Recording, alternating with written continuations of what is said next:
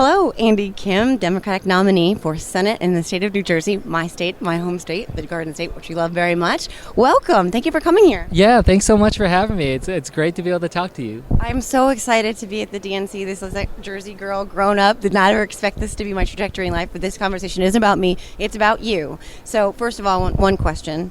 Is it Taylor ham or pork roll? Oh, why do you have to start with all the hard one right out of the gate? I mean, look, I grew up where we call it pork roll, but I get it. I don't want to create any big rifts in New Jersey. next thing I know, you're going to be asking me whether I'm an Eagles fan. So, uh-oh. Tell me you're not. I'm going to just stay out of this one for now. All right, well, I'll leave the Central Jersey question off the table for now, too, because we could go to war if we go there. But in all seriousness, I want to ask you why you're running, because you didn't need to do this. You have a congressional seat. You didn't need to run, but you chose to run for Senate. Can you tell our audience a little bit about why? Yeah, you're right. I'm a 3-term member of Congress. I have a good district for me politically for the next 10 years if I wanted it. But I mean, look, I'm a father of a 7-year-old and an 8-year-old, and I mean, look at the world that we're in right now. It's just these are really scary times, not just in America, but around the whole world. I want to do my part. I want to be in the place where I can make the biggest difference I can to be able to try to give my kids the future that they deserve. And right now, I can tell you, like, as someone who is a Democrat that won a district Trump won twice, I've worked and won in tough areas. Big part of the problem is that people just have so much distrust in government right now, so much distrust in politics. And who can blame them when we have, in New Jersey, a senator that's now been convicted of corruption and bribery.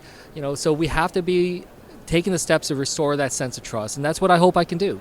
I love that, and as a mom of 2 kids who are close in age to yours, mine are a little older, 11 and 14, the idea about their future really resonates with me, but so much about your candidacy and so much about your service for our country is very different. You have this sort of approachable, real kind of vibe to you where you talk to people and you listen to people and you understand the kitchen table issues that they're worried about. New Jersey residents are talking to you about. So, I love that. It's really refreshing. Can you talk about that? I mean, about that approach and who you are? Yeah, you're right. I mean, look, what I try to do is show that, we have a new generation of leadership stepping up, which I think is really exciting for people. But it's not just about, new blood in the mix. It's about a different way to do our politics. I'm somebody that believes that that humility is powerful. I believe that empathy is a strength, not a weakness. That, for me, my job is to try to show that I'm a public servant. I'm not the CEO of New Jersey. Instead, I am a public servant. My bosses are the people of New Jersey. And I think that that's where people feel like things have gotten lost in politics. It feels like, our political leaders are, just in another realm, and that they're just focused on their own ego and their ambition. And so, I don't necessarily come from a political world. I'm a son of immigrants, a public school kid. My family is not well off or well connected. We never talked politics at the dining room table. So, I think for me, I kind of come at this more from that sense of, that public service and solving problems. And I think that that's partly what people get excited about. I was in national security and diplomacy. I served under both Republican and Democratic presidential administrations. Like, I just try to get things done. And right now, more than ever, I think people want people who are workhorses, not show horses. And just literally, not figuratively, literally cleaning up trash, cleaning things up like you did after January 6th in the Rotunda, which, as a dork, I'm just going to say that I'm a dork. Whenever I go into the Rotunda, including my 8th grade class trip, I cried. But you cleaned up. You got on your hands and knees and you cleaned up. And it's kind of a metaphor for everything about you.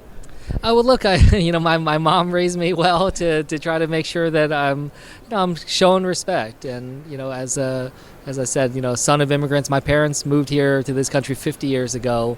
They taught me to love and respect the Capitol, love and respect this country. And hopefully on this 50th anniversary of my parents immigrating to America, I'll be elected as a United States Senator. You will. I'm sure of it. And as a daughter of a Lebanese immigrant, I understand exactly what you're saying. My dad put that reverence in me when it comes to the Rotunda, which is why I think I call myself a dork. Last thing real quick, we're at the DNC. It's a very different election than I think when we met. Maybe not, might have changed already, but we met a few weeks ago. Not sure if the switch had happened yet. How are you feeling about this election now? How are you feeling about the DNC? Yeah, I mean, look, I think the energy is incredible across New Jersey, and being here at the convention, I can feel it from all over the country. So there's that real sense of energy, like I haven't felt this way since the Women's March time. So it's exciting. And in New Jersey, like I said, I really do think that we're trying to leave behind the broken politics that we saw, the corruption, the machine politics.